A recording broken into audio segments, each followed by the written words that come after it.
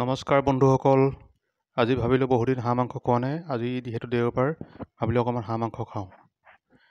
আৰু ঘৰতে এটা কোমোৰা লাগিছিলে, মানে কেইটামান লাগিছিলে, অলৰেডি খালোঁ আৰু এটা বাকী আছিলেগৈ, আৰু সেইটোকে ছিঙি আনিলোঁ। আৰু বজাৰলৈ গৈ হাঁহ মাংস অলপ কিনি আনিছোঁ। ইয়াত দেখিলে মাংস কিনি আনি প্ৰথম অলপ মেৰিনেট কৰি পিঁয়াজ দি দিছোঁ, লগত নিমখ দিছোঁ আৰু অলপমান হালধি পাউডাৰ, তাৰপৰা অকণমান ৰেড চিলি পাউডাৰ দিছোঁ আৰু অকণমান ধনিয়া পাউডাৰ দিছোঁ আৰু অকণমান মিঠাতেল দি এইখিনি এতিয়া ধুনীয়াকৈ মেৰিনেট কৰি ল'ম। মেৰিনেট কৰি অকণমান সময় ৰাখি থ'ম, তেতিয়া মানে কি হয়, মাংসখিনি ধুনীয়াকৈ মছলাখিনি সোমাই গ'লে খাবলৈ মানে ভাল হয়। আৰু এনেকৈ ধুনীয়াকৈ এতিয়া মেৰিনেট কৰি লৈছোঁ।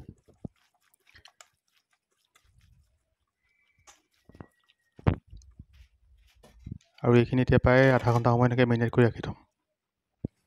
এতিয়া দেখিলে ইয়াৰ লগত ইনগ্ৰিডিয়েণ্টছখিনি গোটাই লৈছোঁ। কোমোৰা কাটি লৈছোঁ, আলু, লগতে নহৰু, আৰু এতিয়া গেছটো জ্বলাই কেৰাহীখন পাতি দিছোঁ আৰু কেৰাহীখন গৰম হ'বলৈ দিছোঁ। আৰু কেৰাহীখন গৰম হৈছে, অকণমান মিঠাতেল দি দিছোঁ আৰু ইয়াত তেজপাত এটা, ইলাচি, লগতে কেঁচা জলকীয়া দুটা দি পিনি এই মাংসখিনি দি দিলোঁ।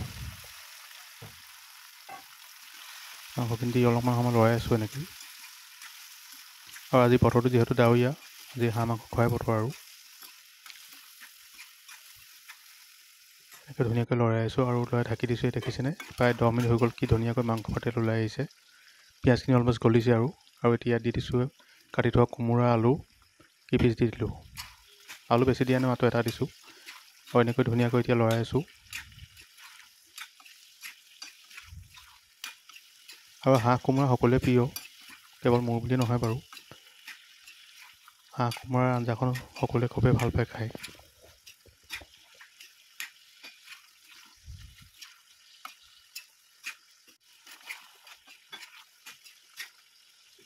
আৰু এতিয়া ইয়াতে পিহি ৰখা আমাৰ আদা নহৰুখিনি এড কৰি দিছোঁ।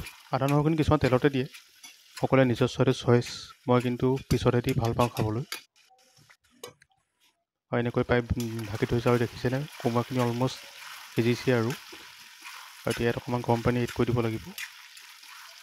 আচলতে হাঁহ মাংসটো যিমানে কম জুইত লাহে লাহে বনায়, সিমানে খাবলৈ ভাল হয়। আৰু দেখিছে কোমোৰাখিনি প্ৰায় সিজিছেই। এতিয়া ইয়াতে গৰম পানী এড কৰি দিছোঁ। পানী নিজৰ জোখমতে দিব। গৰম পানীখিনি এড কৰাৰ পিছত প্ৰায় 10-15 মিনিটমান সময় সিজিবলৈ দিলে মাংসখিনি প্ৰায় সিজিবগৈ। আৰু ইয়াৰ পৰা ঢাকি থৈ দিছোঁ। আৰু 10 মিনিটৰ পিছত দেখিছেনে, এয়া আমাৰ আজি হাঁহ কোমোৰা আঞ্জাখন ৰেডি হৈ গ'ল। আৰু ইয়াত অকণমান মান ধনিয়া ছটিয়াই দিছোঁ চেণ্টটোৰ কাৰণে।